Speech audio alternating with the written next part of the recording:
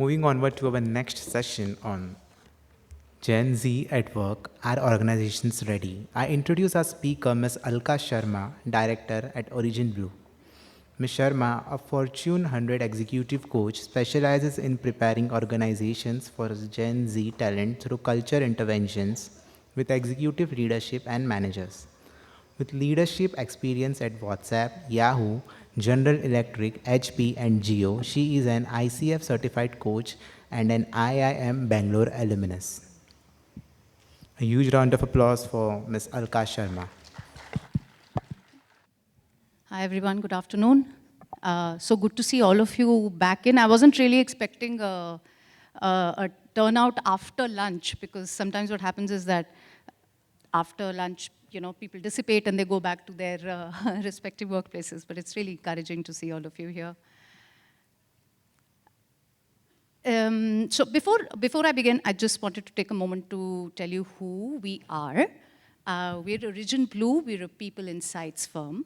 We work in the space of coaching. We work in the space of cultural transformation with firms like Boston Consulting Group, Deloitte, Larsen & Toubro, Merino, and our specialization is actually to work with organizations who want to prepare for the future. Now, for the longest time, and we've been in business now for almost 11 years, for the longest time, it's been quite easy because organizations, when they are selling, the business is created in a way where the audience is predictable. The employee needs are also predictable. But suddenly, there is this new wave of new generations entering the workforce who bring with them new challenges, new opportunities, and like I call it, learning. So today's session is just focused on trying to understand where we are to build a sustainable work culture. I don't have all the answers. We've done a few experiments. We'd like to share that with you. And I'll also like to learn from all of you. In fact, in today's discussion, I got the opportunity to speak to a few of you to understand how you are incorporating this new change, how we are planning to build future leaders out of Gen Z. So I'm going to start with some bad news, a few slides of that. And this is all secondary research, but there's a lot of conversation around Gen Zs. There's a lot of conversation around the workforce and employee sentiment. So whether it's friction at work, or whether it's quiet quitting and coffee badging. I don't know if you've heard of these terms. They sound more trendy than they are. They're actually a big danger, a big threat to organizations, because if we are not building the psychological safety for an individual, for a team, for a leader, to be able to say what they feel, then there's something wrong out there. And therefore, the transaction between organizations and employees is no longer about just their salary and their benefits. It's also to do with purpose. It's also to do with having a voice. And for those who are not able to articulate themselves, how can we ensure that we create processes and structures where employees are able to express themselves more openly, and we're able to understand them more. This also has a business impact because, and I spoke about this in the panel discussion as well, because at the end of the day, we're doing this for business. It's not, we're not here to just hire people. We're not here to just build organizations. We're here to do business. That is the basic premise of why we're doing what we're doing. And when we look at business at all levels, it will become very important for us to understand how to engage the new audiences out there, how to speak to the new audiences out there, whether it's going to be through influencers, whether it's going to be through social media, even if you're a B2B company, even if you're a services company, how are you going to be relevant in the future depends on how you start within, how you start with your employees and how you're able to build the next generation of future leaders in the coming years and decades so that they are able to take your business to a next level.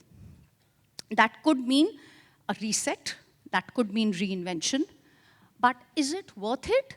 The question basically boils down to business. Because if we have to be in business, eventually we will need a leadership pipeline that is able to support the needs of the business, understand audiences better, fight better, do better product innovation, et cetera. So it's pretty much a business problem and not just an HR or a resource problem. Now, what do employees want? And of course, there are a lot of interesting insights out there, from autonomy to money, money with purpose, shorter feedback loops, one-on-one FaceTime, a virtual setting in terms of flexible, work environment. So there is a lot that is being discussed as far as the Gen Z employees are concerned. But the basic outline is, it's my life, and my life is not just work. My life is my friends, my family, and it's my choice how I want to lead it. So it is a question of how they want to lead their lives. It is a question of the choice that they have to take one or the other option. And therefore, whether it's going to be learning or whether it's going to be, how they want their salary. So for example, if there could be in the future, as we are building on this and as we are learning as organizations, there could be in the future very different ways of working. There could be people who just want to work part-time and want a certain salary structure. And they're okay with that as far as their work-life balance is solved for, or flexibility. Or they want to keep on coming back after certain, sabbaticals. So the point is that the current way that we are, working in an organization, the current way in which we've created a structure and a process for the purpose to solve, that the organization wants to solve for business might change. So we'll have to be flexible in the future. And of course, are we really listening? Are we listening to our existing employees? Are we listening to the consumers outside? Because they are also a reflection of the change that we are looking at.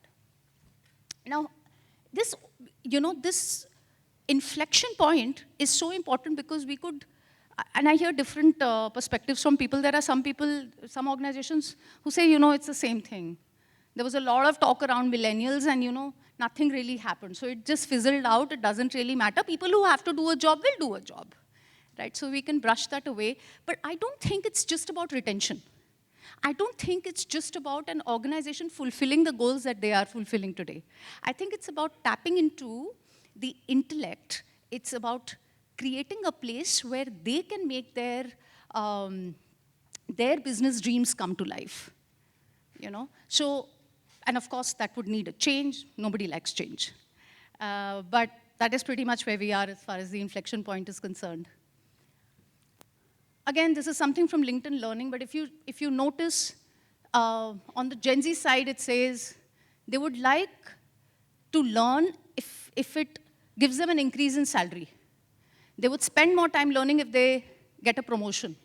And on the L&D side, if you notice, only 50% of that population actually thinks that this could be true.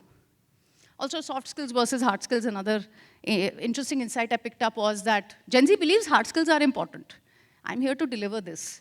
But most L&D practitioners feel that soft skills are also going to be important. And in fact, I think in the first presentation that I saw today, that was another thing that came up, that soft skills are going to be really important. So what does this really tell us? This tells us that we need to open up our minds. This tells us that there is a need for dialogue. There is a need to rethink. And also, if we have to build the future for our own business, then we need to prepare to see how we can really win in this. Because if we don't do it, then a startup would do it. If we are an established large organization, a smaller company could do it. There are many firms where actually large groups of Gen Zs are leaving and they're setting up their own boutique firms, which is giving them more flexibility.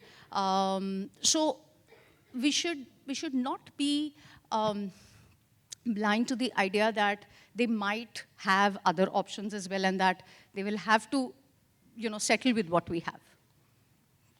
So where do we begin? One of the values that is very powerful for leadership and something that never changes is curiosity. The reason curiosity is so powerful is because for a second we become an observer. We remove ourselves from a place of telling, and we come from a place of understanding a different perspective. And again, I'm not saying the perspective just has to be at the base of empathy or how can I make an employee's life better or easier. It has to be also from a point of view of how do you imagine the world changing? How do you imagine businesses changing? What would you like to take initiative in? How do you think we could help you? How would you like to look for a mentor? Would it be a peer or would it be somebody else from another industry, right? So that kind of a dialogue might be an approach that we could take to build multi-generational work cultures. And whether we call it disruption or creation, it's pretty much a change. And like I'm saying, what we are doing today definitely is not working, and statistics are saying that. So if we can be ready to unlearn, we challenge pre-existing beliefs, we move from telling to discovering, we become more inclusive, we become less biased, more future ready. It's pretty much common sense, right? But how do you shift an entire company? You can't put everything on hold and say, okay, now I'm just going to reinvent everything and we're going to look at things very, very differently. Because we have stakeholders and we have investors and we have current business to look at. So while building for the future, how can you take care of current business needs as well? We're a coaching company, and the approach that I'm sharing here is how you can institutionalize curiosity through coaching. As a show of hands, how many of you are aware of coaching? Wonderful. And it's executive coaching, it's manager coaching, it's group coaching. But coaching as a principle really helps us to relook at things in a different way. People feel heard. People feel they have autonomy. They feel that they are partaking in decision-making, and it builds better partnerships.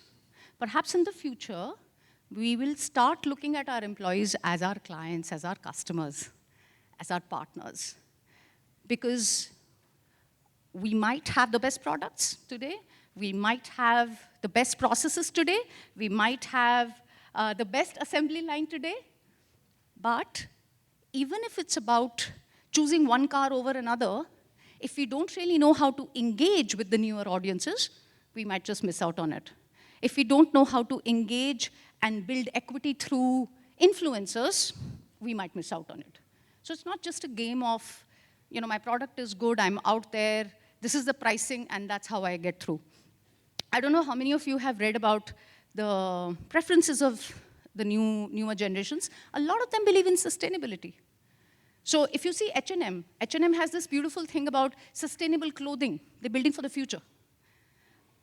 And a lot of such organizations, I was speaking to one of the delegates here from NatWest. She was telling me that, because they've always been progressive, they've been leading from purpose, it's very easy for them to adapt to the future. So this is a framework that we have been using with a lot of companies now to see how we can build curiosity into coaching, right? I mean, we need a model so that it appeals to our scientific brain, so that we're able to measure it. So what does it really mean? There are 3 aspects to it. All 3 are overlapping: awareness, leadership, and accountability. Awareness, all of us know. I need to be aware of myself. I need to be aware of the context. But I need to understand the listeners' interests and needs. And this is, by the way, not just for the newer generations, for the older generations as well. Bias exists on both ends. At one end, there will be ageism, and at another end, it will be, this new generation is lazy. There's bias. If bias exists, a threat exists. If threat exists, psychological safety does not exist. And then we cannot imagine a world together. A powerful thing would be to imagine a world together, to risk what we have today, and to build something which will be sustainable for the future. Leadership here is, I am going to lead the relationships. I will manage the context. How do you adapt, especially very, very true is, how do you adapt to style and generational differences? And call that out, that this could be a different viewpoint, but how is it that we can work together on it? And accountability is owning one's growth. So if these principles are built in, communicating without bias, owning one's growth, which of course is very important, but how do we ensure that in our coaching conversations, these areas are covered? Right? And I'll come to a more detailed framework after this. But this is the premise or the core of how we design the program. This helps to build trust, helps to build buy-in, helps to build growth. See, in a two-way process, when we're working with two different sets of audiences, one is to get people together. One is to train them differently. Help them help themselves. And everybody likes to do things in a very different way. So perhaps the elder generations or existing generations might be fine with prescriptions because that's how they have done things and they have built it. But the newer generations might have a very different point of view. There might be a lot of questions. We'll have to be more patient. That will take more time. But like I said, if it's worth it for delivering on business, then we're going to make that time. So with this, I come to the canvas. So just like a lean canvas, what we thought was, let's build something where we can look at measuring what we are really doing. And this starts at the first level of an organization, where at the top level itself is saying, okay, fine. What is the purpose? What are our values? By the way, purpose and values are extremely important for the newer generation. And they should be for us as well. That is the way we can drive action. That is the way we can drive commitment. Because if you say, fine, this is aligned to my purpose or not aligned to my purpose, it becomes very clear to us whether we're in it or we're not in it. Along with this comes business impact, because at the end of the day, like I said, we're here to do business. We're not, this is not a hobby that we have, that we want to train people or coach people or spend money on that. But we should, if we want to be an employer of choice in the future, if we want the future leaders from our organization to lead in our respective industries. Actions and behavior, like I showed you in the previous slide, come from awareness, leadership, accountability from here. So these actions and behaviors can be mapped. And the measurement can happen through pulse, can happen through manager feedback, employee NPS. Coaching trainings first to explain the principles of coaching to the leader, manager, and the group, which all of you are aware. And then can we map all of this at regular intervals to really see if people are getting it? And then pivot at the right time. Create psychological safety so that there is no groupthink. There's no silence. Because the moment people, that's why quiet quitting is a problem. It's a problem because conversations are not happening. We have not created a safe space for conversations. And of course, some do's and don'ts, because we will have to change and keep on changing more and seeing what we need to start, stop, or continue as we work on this. So this is a case study that we have of a manufacturing organization where the organization was just looking at one very specific change of growth mindset. They're like, we want people to really understand growth mindset. So coaching interventions really helped us to ensure that people felt heard. It helped us, of course, in the metrics, as you can see here. And at the same time, immediately after this, as soon as we started, and it took us 2 years to reach 74%, people started having open conversations. So the beauty of curiosity in coaching as a principle is that we can ask questions, we can hold people accountable without being a threat or without feeling that they are a threat to us. So that's it for my presentation, but I want to end on this note that this is an imperative for business. if we use curiosity, if we are able to build a framework where we're able to measure a two-way kind of intervention where people feel that they belong, where they feel respect, where they have psychological safety, then it not just helps us with retention and with regular business salience, it also helps us deliver for the future. And that can only happen if we consistently show up for our employees, if we are aligned to our purpose, if it's part of our values, and they see a future and a life with us. So that's it, ladies and gentlemen. Thank you for your time, and I welcome any questions if you have any. Great. Thank you. Thanks a lot, Ms. Alka Sharma, for sharing your insights on Gen Z at work.